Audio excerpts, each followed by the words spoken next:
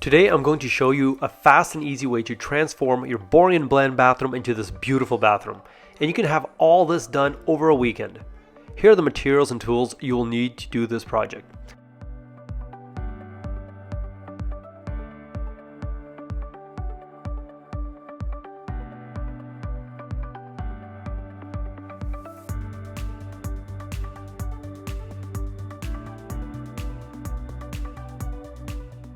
You will first want to locate and mark the location of the studs on the wall you will be installing your accent wall and shelves on.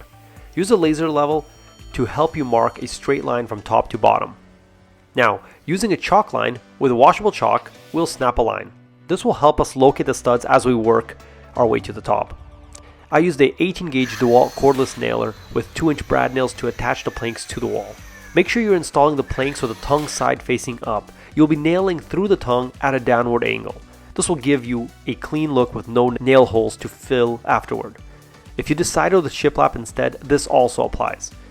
Walls are not always perfectly plumb, so you'll need to measure for each piece as you install your project. If you have a little gap on either side of the wood planks, we'll be filling that with caulk in the next step. I taped off my wood accent wall so not to smear any caulk on it, and caulked the perimeter of the project for any gaps and imperfections. Use some warm soapy water and your finger to remove any excess caulk. I have a separate, more detailed video for building floating shelves if you'd like to check that out. I used a 5/8 inch birch plywood to build my floating shelves. Birch has a smooth finish, so when it's painted, you don't see any wood grain through it. Building the shelves yourself does require a table saw. If you don't have one, I would recommend buying pre-made floating shelves from your local hardware store. The shelves consist of 3 separate pieces: the top, bottom, and face piece. The top and bottom pieces I cut out with a 10-inch depth and with a 45-degree miter along one side.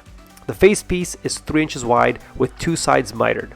If you want thicker shelves, you can make this face piece wider. Cut your length for the shelves 1/4 inch shorter than measured. The shelves get installed at an angle and you don't want to damage your walls with a tight fit. Add wood glue to both pieces and then use an 18 gauge nail gun to nail it in place. I used 1 1/4 nails for this step. Any longer and you risk the nail coming through the plywood.